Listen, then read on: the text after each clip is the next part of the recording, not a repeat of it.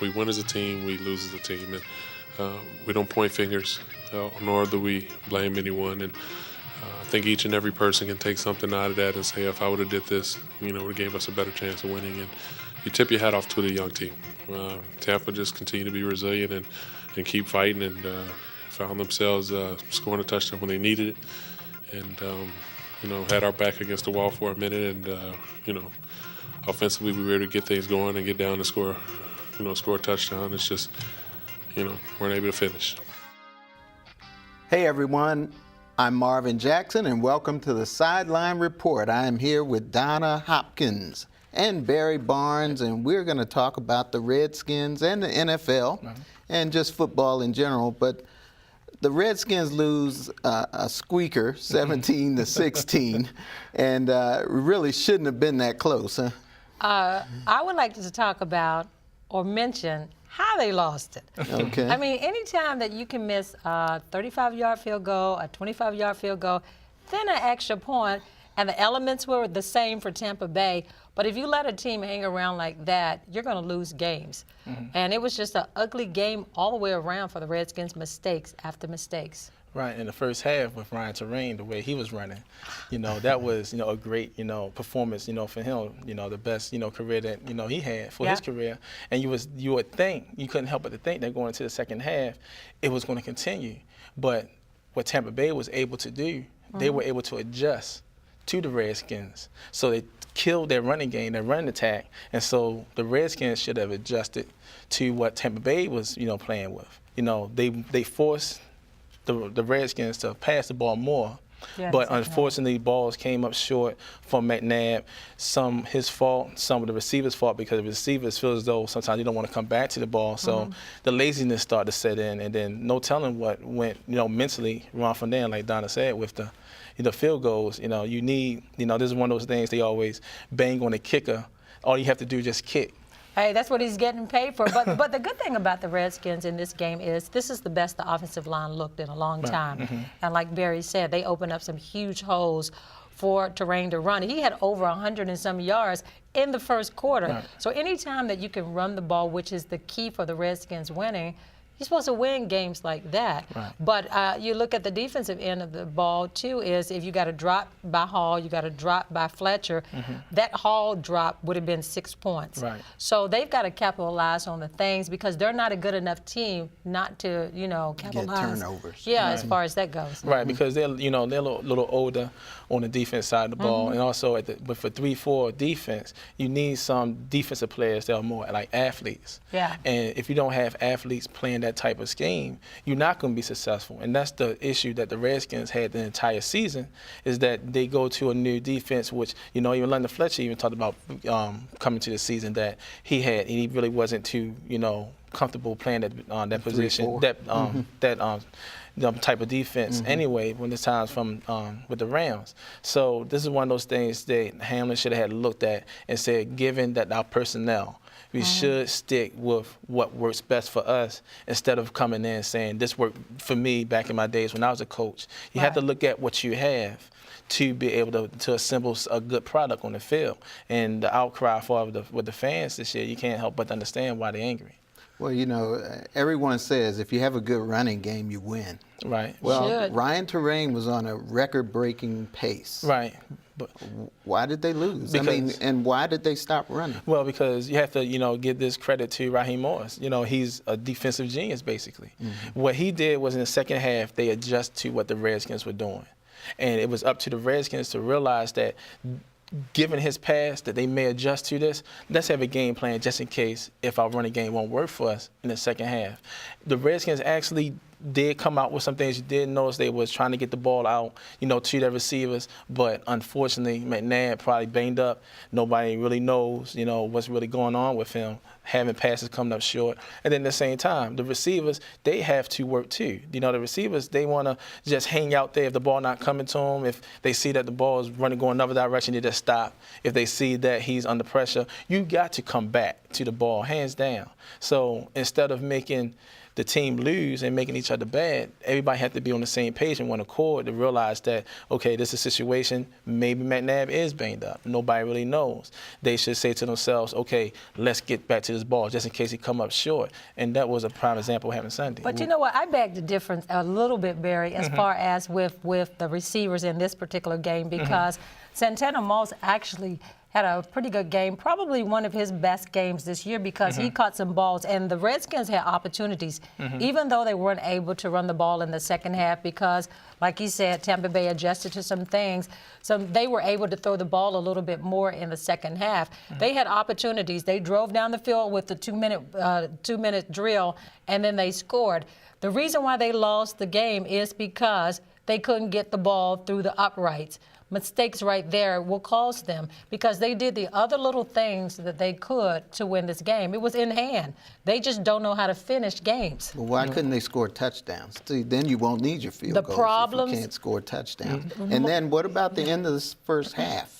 Where they gave up some points because bad time management. Yeah, that's another issue. That's something that we thought we had gotten rid of with Zorn, and now we still have the bad time management. Yeah, well, with Zorn, there's different between Zorn and Shanahan was that Zorn came in, set up to fail. You can't have a first-time coach come in and be your quarterback coach. Can't have him be your offensive coordinator. He coming in wearing 3 hats. Of course he's going to fail. My opinion, when they hired Zorn, it was just to buy time for one of those big-time coaches to say, okay, we want to come back and coach. So that's why, things didn't work out, with Zorn. So when people bring up Zorn, I say he was at a disadvantage from the get-go. Now, with Shanahan on the opposite side, that's no excuse. You know better. You know that you have to manage that clock. To work in your favor. Tampa Bay had no way, should not have been back in the game after that. Well, this is what he said to explain the mismanagement of the clock is that he thought that he didn't, it was a 30-second timeout. And he didn't realize that it was a 30-second timeout versus a 60. So like you said, it goes back to knowing what's going on as far as with your timeouts and so forth. So that caused the Redskins. But Marvin, all year long, this has not been anything new with the Redskins. They cannot get the ball in the end zone within the red zone. They've been having problems all year long. Every year, it seems like. Well, I don't think that they pretty much know how to run in that area because the thing about it is when you look at the play calling when they get in the red zone is poor. I mean, they don't really run the ball or they don't even go into the end zone to try to score touchdowns when they get down there. And they get into long situations on first down and third down. I mean, first down, they may get a yard or two. But on third down, they're normally going for, 3rd and 8, 3rd and 9, 3rd and 10 or something like that where it makes it difficult when you get down there. I don't think that they run the ball enough when they get into the red zone. And they haven't been able to figure out those problems when they get down there because when you look at the percentage when they're in the red zone, more than likely they're going to get a field goal versus a touchdown. Right. And that's why I put the onus on the wide receivers. When you're in the red zone, it's a smaller field. There's no excuse for you to come back to that ball or go to the ball. It's not all on Donavan. There's some that is on him, but for the most part, it's not always him. The receivers, they have to do that part too. And they have to block. That's another thing. It seems as though every time if a player is running near them, they probably think, oh, he's going to get past. No, just keep on block. Hold if you have to. At least you're trying. Offensive line problems all year long. Okay. And what about the missed field goals, but also now Donavan drove the team down well. Yes, that last drive. When they needed it. That was a great 2-minute drive. But what happened at the end is that they missed the extra point. Now, let's talk about that. I mean, snap. The Redskins, here we had a chance to tie the game, go into overtime, and then we missed the extra point. And, of course, Hunter Smith is gone now. He has been released. But talk about that, your take on this.